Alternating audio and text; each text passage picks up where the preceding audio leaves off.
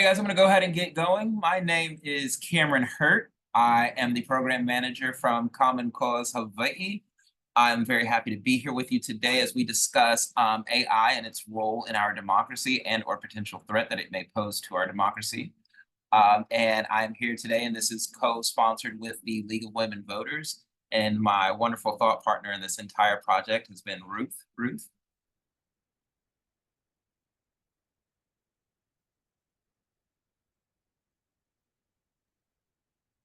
Aloha. My name is Ruth Robison.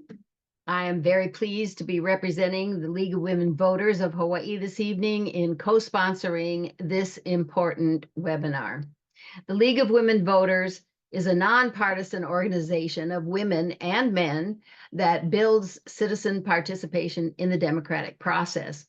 Members of the Hawaii State League work as volunteers on state and national issues, such as protecting voter rights and transparency and ethics in government. We want voters to have the resources they need to make informed voting decisions. Therefore, we are excited to be collaborating with Common Cause to bring you these esteemed panelists who will be able to suggest ways of protecting Hawaii elections from artificial intelligence. First, I'd like to introduce Melissa Breach, who is a member of the board of directors of the National League of Women Voters. Melissa served 8 years as the executive director for the League of Women Voters in California, where she advanced equity initiatives and modernized operations. She served on the League of Women Voters Transformation Steering Committee, is a founding member of Future of California Elections, and currently works at the intersection of housing, infrastructure, and climate policy. Welcome, Melissa. Next, I'd like to introduce Jonathan MEHTA STEIN, who is the executive director of California Common Cause. A civil rights attorney and longtime democracy reform advocate, Jonathan became the executive director of California Common Cause in 2020, after 10 years on the California Common Cause of a board of directors and 4 years as board chair. Jonathan previously spent 4 years as the head of the Voting Rights and Census Program at Asian Americans Advancing Justice, Asian Law Caucus. Thank you, Jonathan, for being here. Next, Trish. Sorry, I have a cousin named Trisha. TRISH LA CHICA, Hawaii State Representative, is a Filipino-American community leader who was appointed by the governor, Josh Green, in 2023 to represent the 37th District on Oahu. Representative La Chica currently serves as the vice chair for the House Committee on Education and is also a member of the Higher Education, Economic Development, and Tourism Committees. Representative La Chica introduced the anti-deepfake, that's kind of a nickname, bill, HB 1766, which passed during the last legislative session. Thanks for being here. And finally, KARL RHOADS is a Hawaii state senator. He's represented District 13 on Oahu since 2016 and served in the Hawaii House of Representatives for 10 years prior to that. He has earned many awards for his work in the legislature. He currently serves as chair of the Committee on Judiciary and a member of committees on agriculture and environment and housing.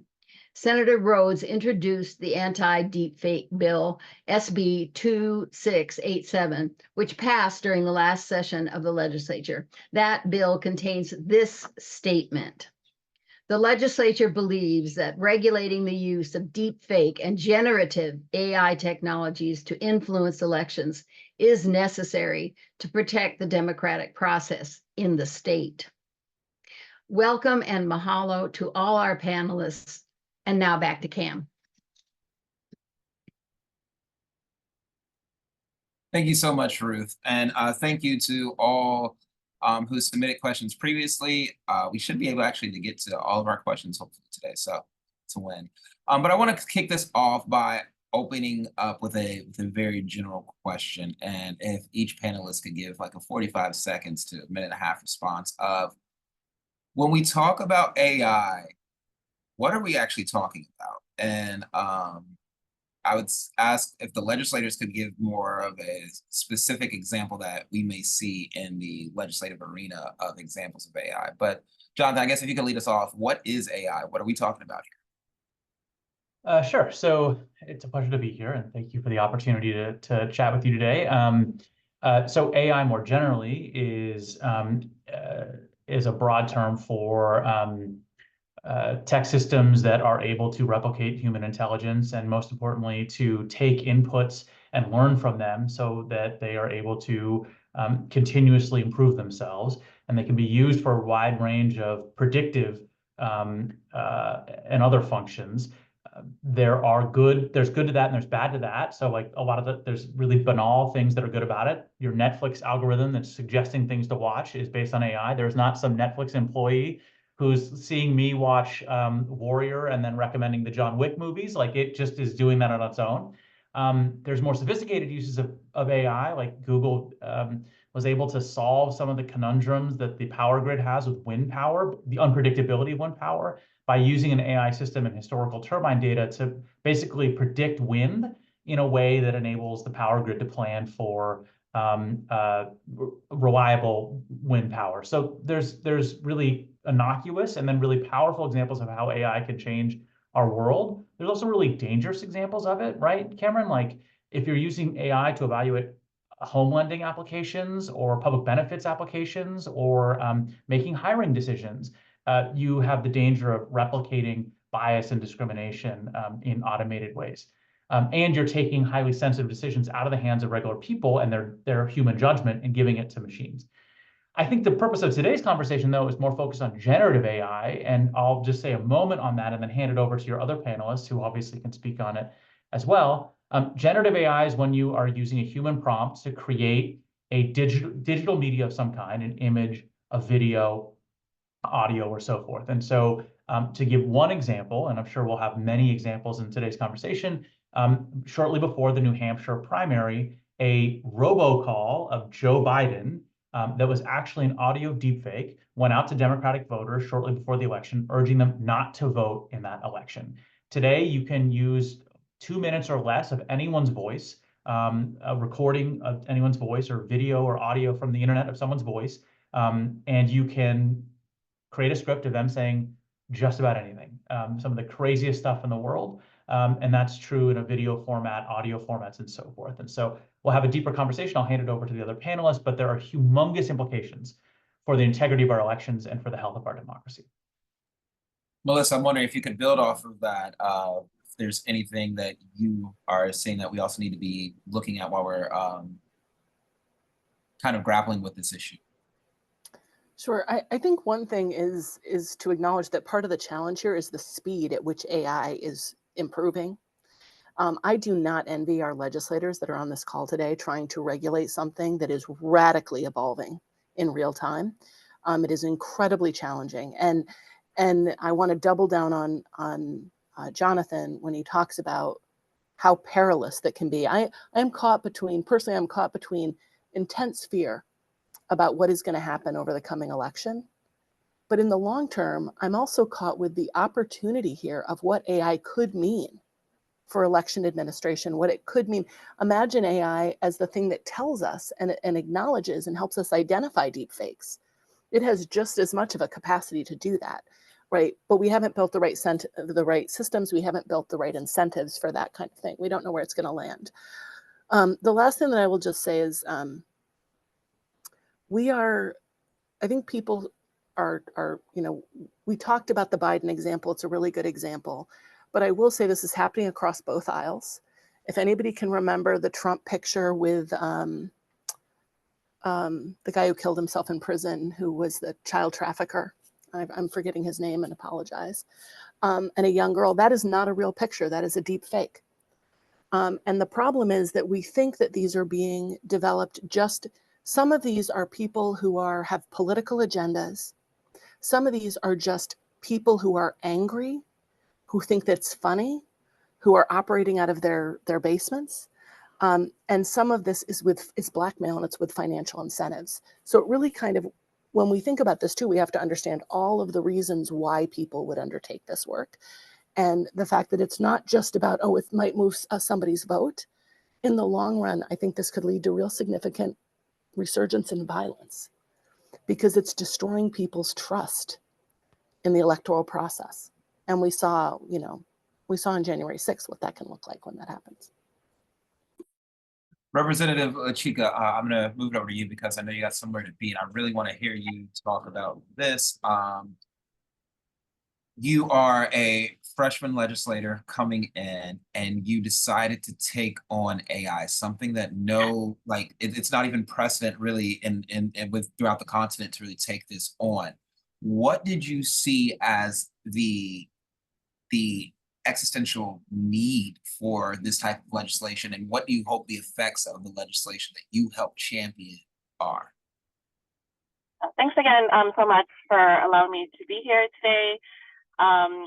So when this conversation actually really started a year ago, so last summer before the 2024 legislative session, when I was actually hanging out with other millennial state representatives from other states. So in particular, Oklahoma and Philadelphia and Pennsylvania. And we were talking about just the emergence of the ease of being able to use artificial intelligence to generate a deep fake. And by a deep fake, we mean manipulating someone's image or video or audio and misrepresenting that individual in saying or doing something that individual never did, right? And so it's like really looking at it in three ways, right? There's the technology, that's one piece.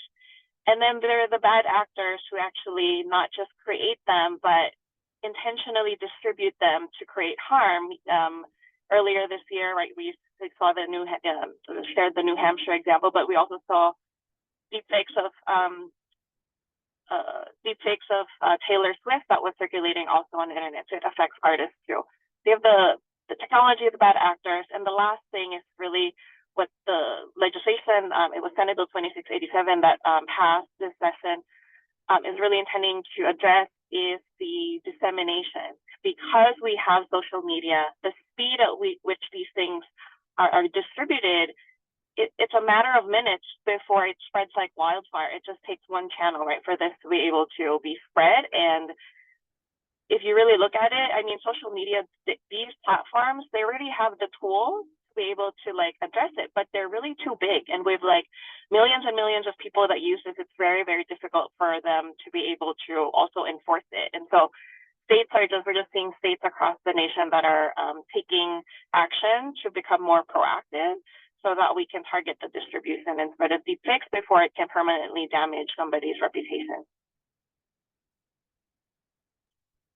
Thank you so much. And Senator Rhoads, same question to you, though. You introduced the Senate bill, which was one that ended up passing.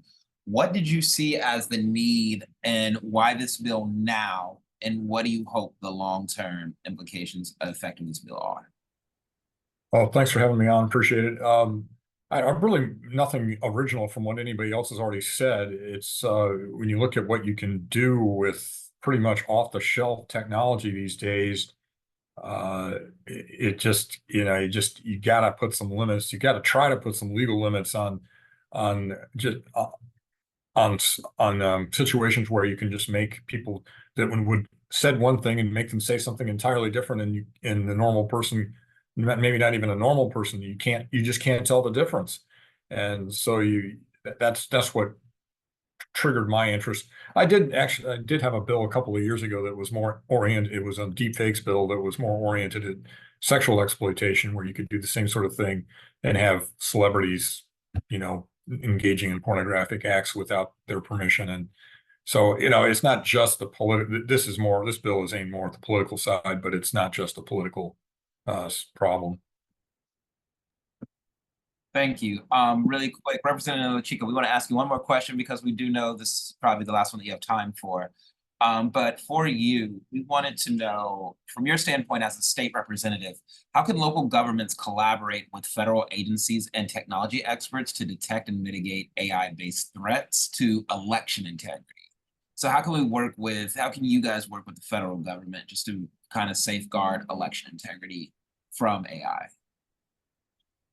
Like I said earlier, I think we really need to hold our social media platforms accountable.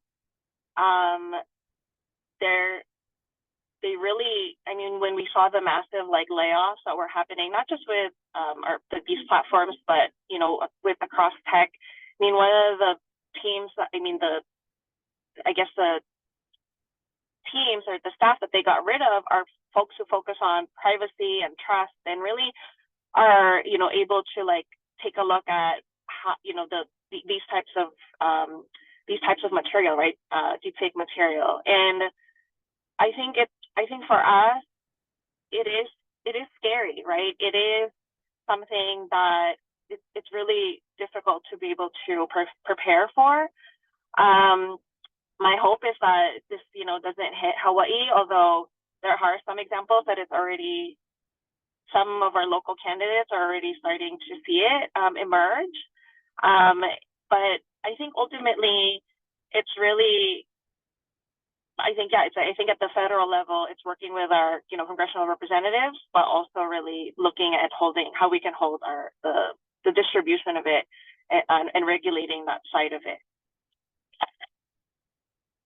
Thank you so much, Representative. And we're going to go ahead and say goodbye to you and let you get to your fundraiser. But thank you so much for taking time to be here out of your busy schedule. We appreciate you so much. Thank you so much.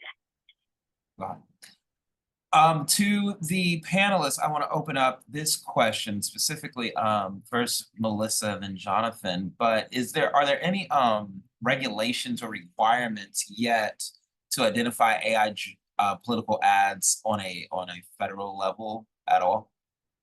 Melissa?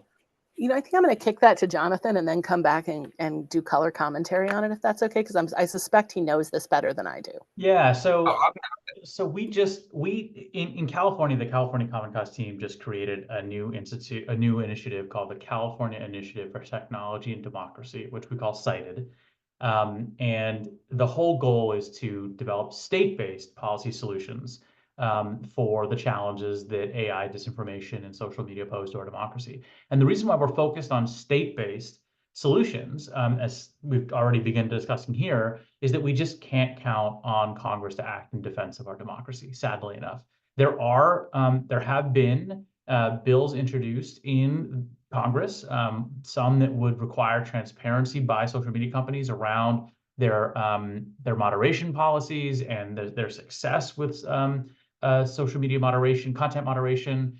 There are others that would require that political deepfakes be labeled. But the reality, and a lot of these, for the record, are bipartisan, which is kind of interesting because we so rarely do anything that's bipartisan in Congress anymore. The reality is there's no reason to believe that any of this is going to pass, that Congress is so deeply dysfunctional, unfortunately, that it is up to the states in order to take matters into their own hands. And that's one of the reasons that we have tried moving a really significant package in this year's state legislature in California, because we just can't count on Congress.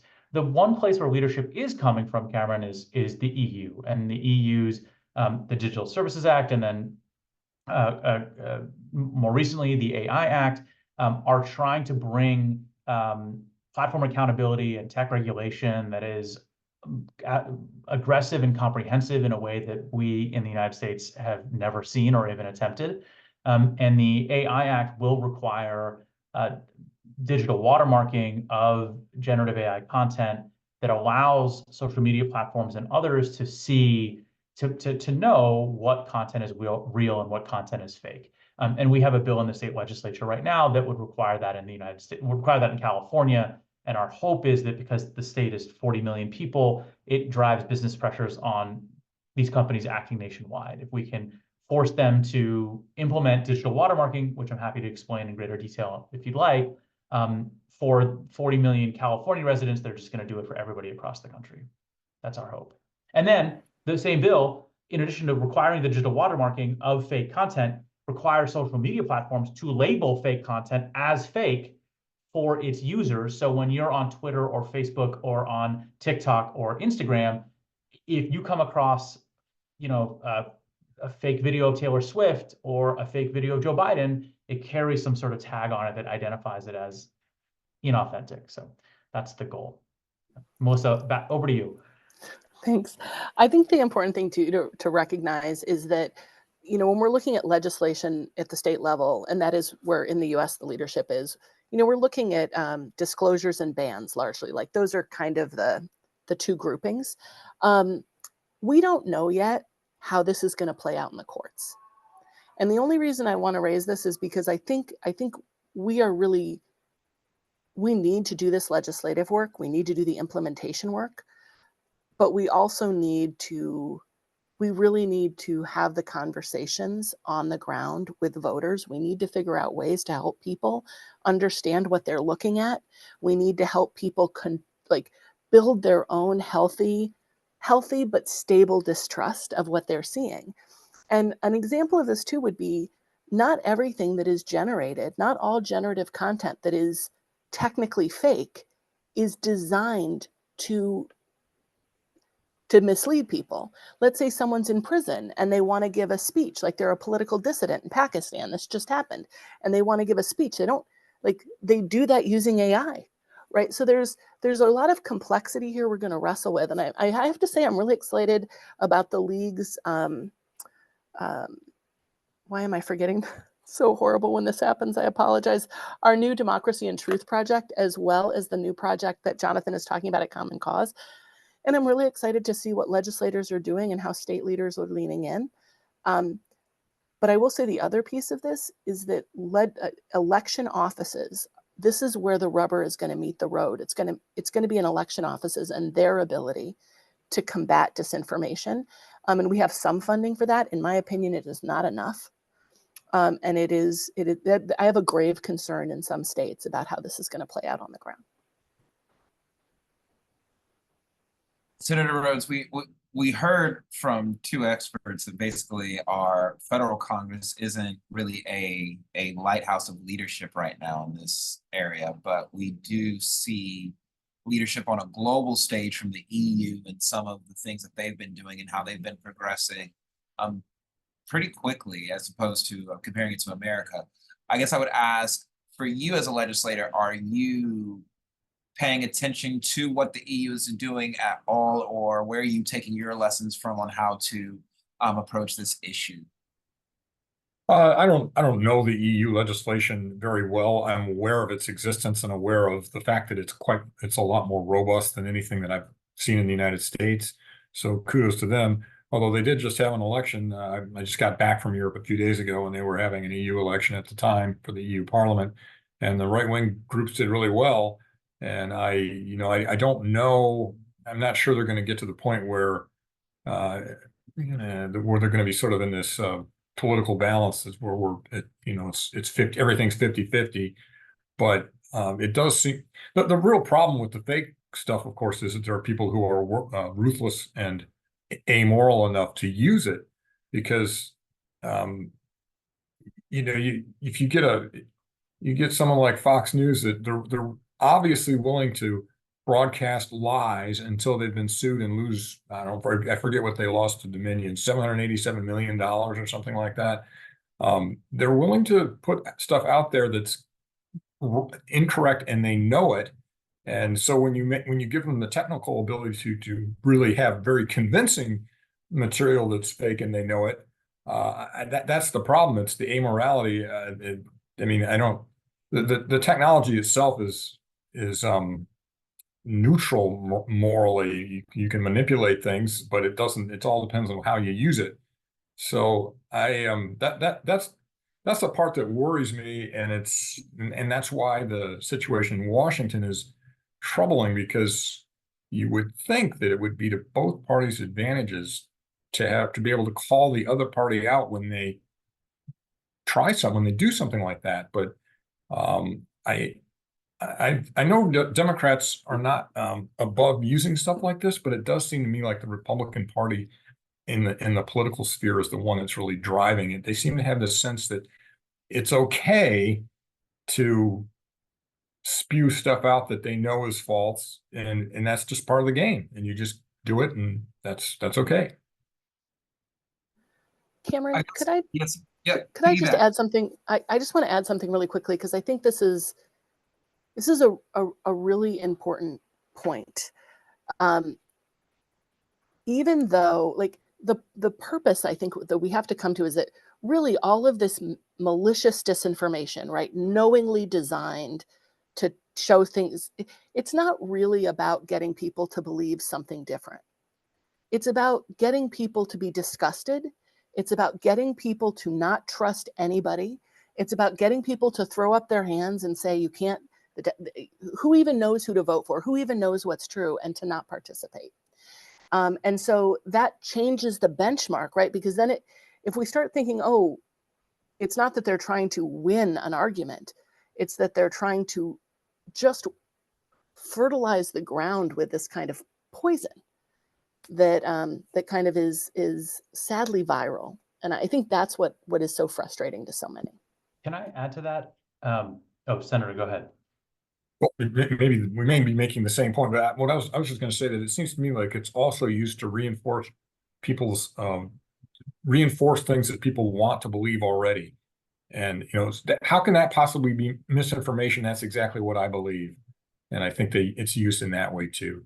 Yeah, I was going to say, I think there's two real dangers here. The first is everyone becomes so distrustful and disgusted that they disengage. That's the point Melissa made. And I think the second one is that people begin to believe everything that confirms their biases and agrees with them, and they dismiss as false everything that challenges them or makes them uncomfortable, and we retreat into tribalism.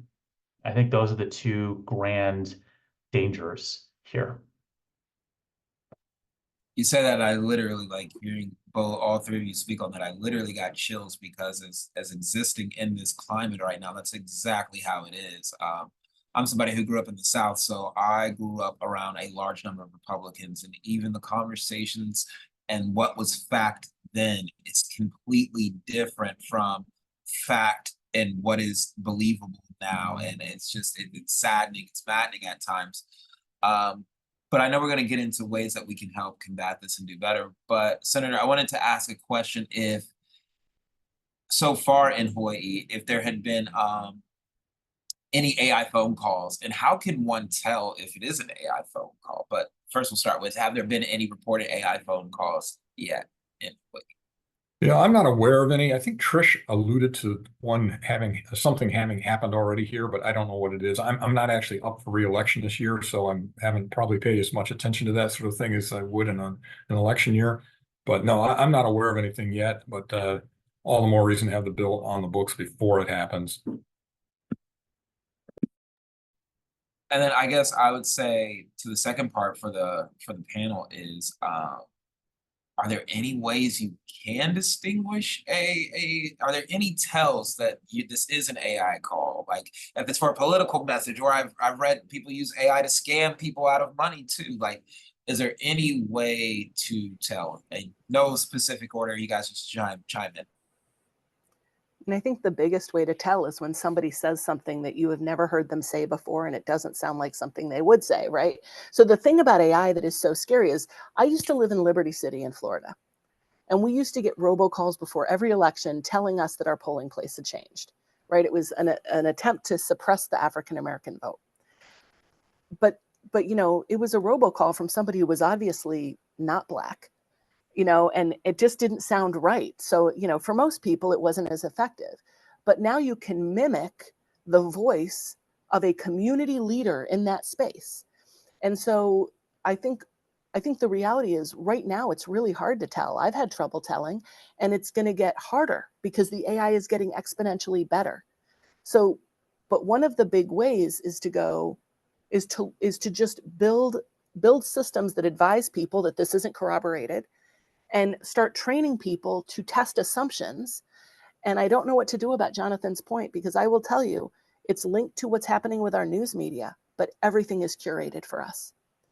Everything is curated for us, and we are across the board becoming, you know, less thoughtful, and I would argue less informed, unless we put forth a tremendous amount of effort.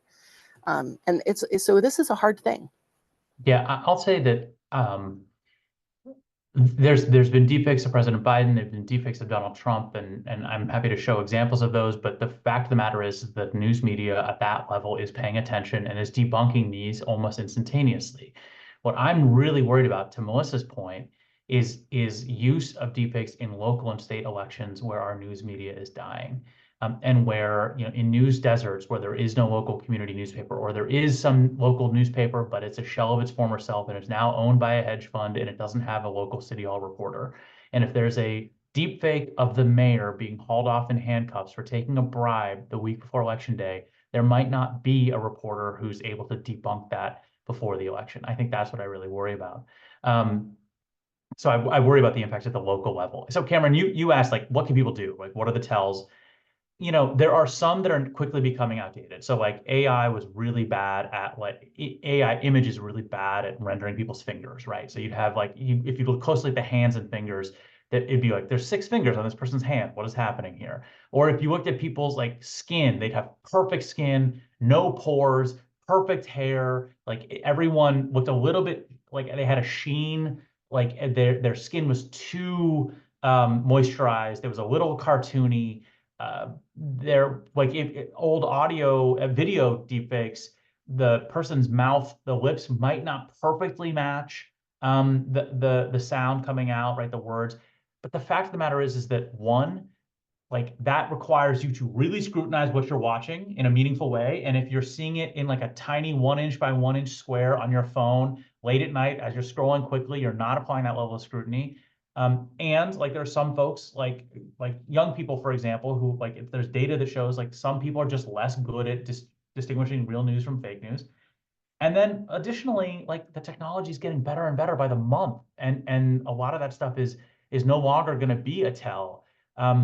And so I think that the answer is, we're in the, like, double checking era of news content. Like, if you see something that is too picture perfect, it makes somebody's point too perfectly, or to Melissa's point, it's somebody saying something you didn't think they would say, like, would Joe Biden really tell me not to vote in an election? That doesn't sound exactly right. Or it's, you know, an image of someone doing something that doesn't quite make sense. It doesn't pass the smell test. I think now, instead of believing it, reposting it, sharing it, we're in an era where you have to stop, you have to Google it, you have to check with other sources. If you see a photo of a video of Joe Biden falling down the stairs of Air Force One, Google Joe Biden falling down the stairs of Air Force One. And if it's real, it will be reported on by the AP and the Washington Post. And if it's fake, they're going to be debunking it at those outlets, right?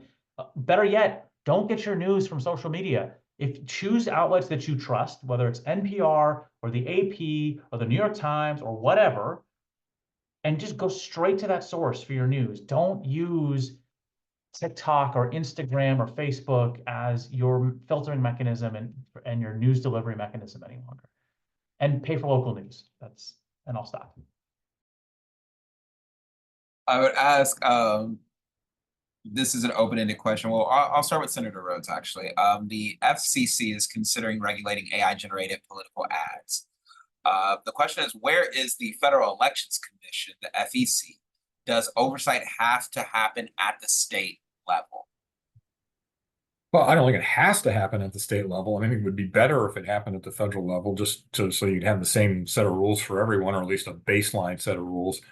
The FCC, I don't know a ton about. I think well, my understanding is them and the FEC are fighting about who's supposed to do the enforcement, but the FEC hasn't enforced anything for as long as I can remember, because virtually every vote is tied. I forget how many people are on it. I think it's a 3-3 tie on everything. So, you know, as long as there's facts and alternate facts, and everybody in the parties believe just their set of facts, then I don't know. I mean, the FEC always had problems. I mean, long before there were deep fakes or generative AI, it was hard to get them to agree on stuff. But every once in a while they would. But now it's just, So I guess that answers the question. The FCC, somebody else have to address it. I just don't know. I don't know what the answer is. But it's like I've also proposed a carbon tax, which is another whole other can of worms. But that would be much better that if it was done at the federal level too. It would be much more effective. And same thing here. It would be much more effective if it was done at the federal level. And I guess piggybacking that, offering a follow-up question to that, we see this in AI. We've seen it with the ending of Roe. We see it now with states rushing to codify certain things. I know in Hawaii we're pushing for a same-sex amendment. It seems like now there's more of a pressure on state legislators to codify things that I feel like in my lifetime were just kind of natural. They didn't touch it. They didn't need to. The federal Congress would take that up. But now state officials are having to take up things, but they're getting, I hear them say, well, I don't really think we should worry about that, be it setting up an AI safeguards, be it codifying same-sex marriage, because we're Hawaii and we're not going to have that problem. That's over there on the continent. How do we move legislators to see that in order to truly protect our citizenry, they have to start acting now on a local state level? Well, we did pass the same-sex marriage. It's a con-am, so it goes to the voters, but we did pass that. And we did also pass this bill and also another one of mine on deep fakes from a couple of years ago. So Hawaii is a funny place in that way because on some things we'll be number one. We don't mind at all. We raised the age of for smoking to 21. No one else had done it. We're just like, okay, no big deal. Some things we just never get around to, and we're 47 other states have it, and we're like, yeah, no, maybe not so much. So I think the answer is it depends on the issue. Some things we don't hesitate to act on. Some things we trip all over ourselves because even though marijuana, Pakalolo is a prime example. You would think that a state that it's as liberal as Hawaii and where as much Pakalolo is smoked as is, we wouldn't have any trouble legalizing it, but we're in no rush to legalize it. So I think it depends. It depends on the issue, and then of course it also depends on the state. I mean, some states are more inclined to do certain things than others. Jonathan, Melissa, you just heard that Hawaii, we're fortunate in the area of AI that we had local legislators move on it, but I imagine there is pushback. What do you guys say to the other side of this argument, and what are their standpoints? If you guys can speak to those at all. Yeah, and I want to be clear. I think there's 30 states that have passed or are in the process of trying to pass, some relevant legislation in this space. I think these things would be more efficient if they were done at the federal level, but doing things at the local and state level does not preclude them from happening at the federal level. Actually, it can provide a basis, almost like a lab, in which things become normalized, and then they can kind of move up. There's a lot of state legislation that is built on things that local communities did, right? That people like, wow, that really worked really well. That could help us solve a problem. Let's do that. So I think the challenge here is what Jonathan said is true. The United States Congress is unable to get almost anything done. They are just locked in they are locked in a war over each party not wanting to let the other party have a moment of victory. And so it's like an agreement that everybody will lose. It's kind of the most shocking thing. So I'm really excited. I'm really excited to see what states are doing. I'm also a person who thinks that a lot of the really good policy happening in this country right now is coming out of our cities. It's actually coming out of our cities, and it's I think that's fine. We can learn from each other. And I don't think that the notion that it won't move means we don't push for it, because I think you have to put people on record about things. And then the last thing that I'll just say is, right now we're thinking about this in a partisan frame, but this is a tool, and it's a tool that can help people win elections, not just primary elections, but it can help people win elections when they're competing against somebody in their own party, right? It can help people it can help business operators win contracts. Like there's all sorts of ways in which this kind of generative disinformation can kind of tilt the scales. And what we really need is to constantly be talking about that when it happens, holding people accountable, revisiting what the right kind of penalties for that behavior are, and like using that as a way to help the population, to help our voters, to help our community members understand what they're looking at and build that. And I never thought I would say this in government, but build that healthy distrust that makes them double check everything. Jonathan, you want to add? Well, Or actually, Jonathan, I would love it. I know you had talked earlier. You said you had some examples for us really quick. Just kind of make this fun and sure. interactive. You want to do, let's do it. It's okay. While you do that, I'm just Yeah. going to say something while he does that. I'll Yeah. provide color commentary. But I do want to say for people who might be out there wondering, what do I do when I see something that is disinformation? Like, lean in on the truth. It's not about fighting about what is not the truth and talking endlessly about what is not the truth. It's about leaning in on the truth, why it's the truth, documenting the truth.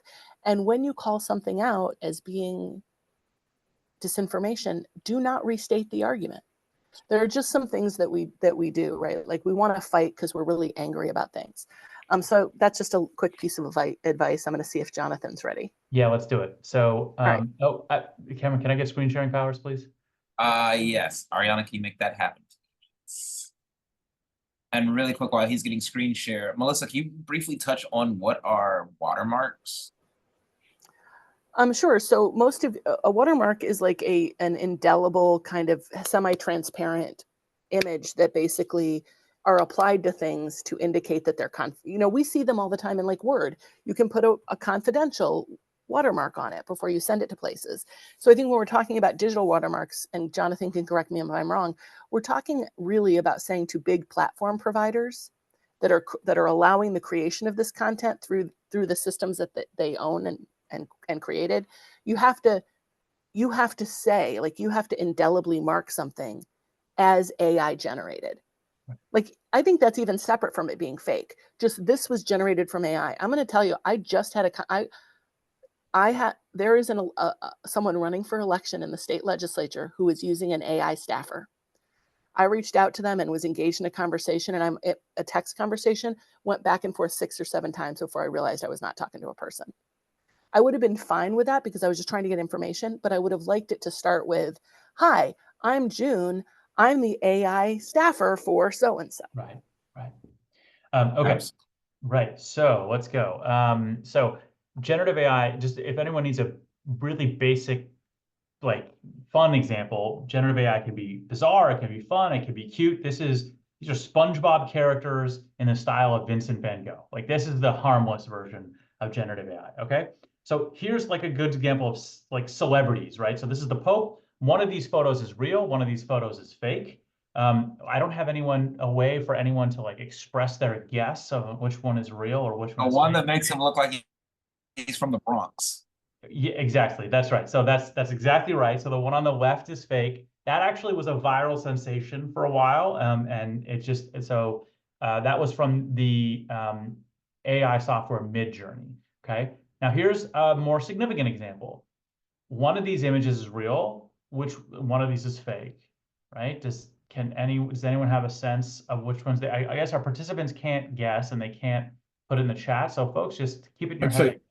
Say the color is real.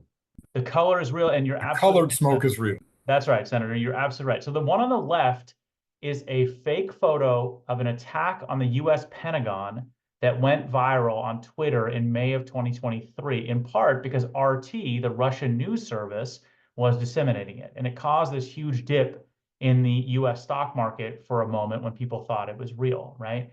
So these are examples of image deepfakes. There's also, I think, like racialized disinformation that is targeting communities of color. So these are fake images created by Trump supporters to make it look like Donald Trump has more support in the Black community than he actually does. And these are images where you can kind of see the tells I was mentioning earlier, like everyone has perfect skin. There's like no one has a pore. There's a sheen to everybody's forehead. Everyone has perfect hair. There's not a hair out of place. It's a little cartoony. Like that's an example of a deepfake image. They're But both fakes? they're both fakes. They're both fakes. So I mean, to me, I just have to laugh. Donald Trump really doesn't have 6 black friends? Is that for real? No, I can confirm. He he really, may or may not. He may or may not. But they have never posed in this particular spot, like on a stoop. This has not happened. And I can show a video deepfake if folks would like. But basically, these are examples. And the reality is that if maybe if we're really scrutinizing these, we're going to be able to tell that they're fake. But for most folks, they're not. And that's why we're in the, like I said, the double checking era of news consumption. thank you so much, Jonathan, for that. I think that's it, is everybody's trying to figure out, they've heard the possible ramifications, negative ramifications of AI. They've heard also how it can be great. They've seen how it can be fun. I guess, is there anything left that the regular person can do? Is there anything left? If I'm leaving this webinar today, next time I'm in front of my computer and I see an image of Donald Trump looking very happy, or Joe Biden looking like he's had the best Botox of his life, what do I need to recall on from this webinar to be able just to understand that that is a deep fake, and how do I proceed with that information, I guess? And I'll start with Melissa. I mean, I think we talked about this. You can investigate it. You can figure out if you think it's real or not. You can report it to the platform you found it on. You can respond to it and say that this is actually, that's not the truth. One of the tricky things here with really good AI, with really good disinformation, is they build it around a kernel of truth. So Biden does fall down the stairs at Air Force One, but the deep fake is that he was drunk, right? Like that's the really tricky, hard stuff. But I want to talk about the fact that I don't think what we can do actually all happens behind the screen. Copenhagen Institute says that sometime between 2025 and 2030, 99% of all content on the web will be AI generated. 99%.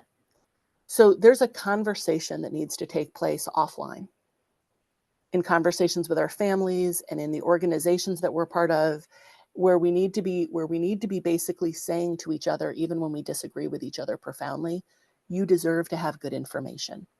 Democracy demands that you have good information and get to make good decisions.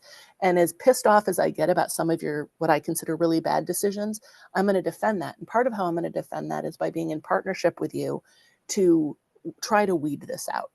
And I will just say there is so much money at stake here for the platforms that I do think there's a real opportunity here, not just to penalize them, but to, I think part of this is like, well, the League of Women Voters does not have a position on this. So I'm going to back up for a second and say, personally, I think there's an opportunity here to really lean in and make greater demands of tech companies in this space. Senator? Well, I don't know. We haven't heard from Ruth in a while, so I was feeling a little bad that she hadn't gotten to say anything. Is that the wrong answer? I don't know. If Ruth wants to hop in and say what she thinks. I think Ruth is a very big hope person. So Well, Okay. yes, I'm enjoying learning from you folks. So Okay. No, I just appreciate I'm and almost thank you. That's very kind and sweet of you, Senator Rhoads, to invite me in. I'm almost always willing to talk, so that's, I'm not really concerned about that. But well, it's I don't know. I think I've sort of, I mean, if 95% of the stuff on the web, okay, going back to the platforms, when we passed this bill, that was where the pushback came. The platforms don't want to be responsible for, they want to be viewed as a neutral third party, and we have a platform, and so you use it, you use the platform however you want to use the platform. But if you use it to put deep fakes out there, then that's on you. That's not on us. Well, probably you haven't read the bill in the detail that I have, but it's we tried to be sure that the platforms, if they are actually making the content or having any role in making the content, that they're on the hook. And that was what was difficult about passing the bills, because they really wanted nothing. They didn't want to be involved. They wanted to pretend they weren't involved at all. And maybe some of them aren't, but it's also got to be obvious to some of them, and through their own AI and just through their own technicians, that some of the stuff that's passing over their airwaves or through their fiber optics is just complete nonsense. And so I think, this was as good as we could do in Hawaii on this session, but depending on how this goes, I think we have to look at we have to look at making the rules more stringent, putting more responsibility on the platforms themselves, because they're the ones who could really cut it off at the pass where it was obvious that something was wrong. So yeah, I don't know. That's a very difficult question. Well, I'm an attorney, and the First Amendment is raised almost immediately when you start talking about this. I personally think it's a horrible argument, because the First Amendment doesn't allow you to, if it causes somebody harm, you don't get a free pass. So a lot of this stuff, I think it's not that big a jump in First Amendment legal studies to say, if you know that it's inaccurate, that the harm is per se. The harm, you can assume that there will be harm from it somehow. You can assume that lying and ignorance has a quantifiable dilatory effect downline somewhere, and the First Amendment shouldn't apply. Whether we're there yet or not, I don't know, but I don't think it's that big a jump. Jonathan, I'll give you last word. Yeah, the last thing I'll say, first of all, I'll say that, if you're looking for a way to contribute to solutions here, like, just tell your friends, your neighbors, your community members, your colleagues that all of this stuff is coming for us. It's happening in other countries. It's coming for the US in the next 6 months. We all need to be on high alert. The bigger picture answer I think I have for you, Cameron, is that what we're trying to do, what Senator Rhoads just described, holding platforms accountable for the harm that they cause through their total blind eye to the truth and to our civic discourse, it's not radical. It's not overly aggressive. It's not stifling innovation. Every other industry that has had an impact on our well-being and on the public is accustomed to regulation, oversight, inspection, standards. Airlines, pharmaceuticals, food growers, car manufacturers, they are all accustomed to thorough, comprehensive regulatory systems, and they are able to innovate and build businesses within them. Tech has existed free of regulation for decades. And we now know unregulated social media has been disastrous for our attention spans, for teen mental health, for our information ecosystems, and so on and so forth. And basically, we have an opportunity here to revisit that approach, to challenge that assumption at the dawn of AI, before it becomes 95% of the content in the world, right? Before it becomes everything to us. We have a chance to revisit how we handle tech, treat them more like every other industry, and get this right from the beginning. Awesome. I want to thank our panelists, Melissa, Jonathan, Senator Rhoads, and Representative La Chica for being here today and offering us some amazing insights, great conversation. I want to thank the League of Women Voters, our partners in this, and putting on this webinar. I want to thank Ruth Robinson for her amazing work and due diligence in putting this on. And I want to definitely shout out my home team of Common Cause and everybody on my team who helped make this possible. This was the first webinar in our summer series. We'll be doing one next month and addressing not just AI, but we'll be addressing election disinformation as a topic in whole. So we hope you guys can make it out to that one. Thank you guys so much and have a great rest of your evening. Thank you. Thank you, Cameron. Great job moderating. It's a pleasure. Mahalo nui loa. Mahalo.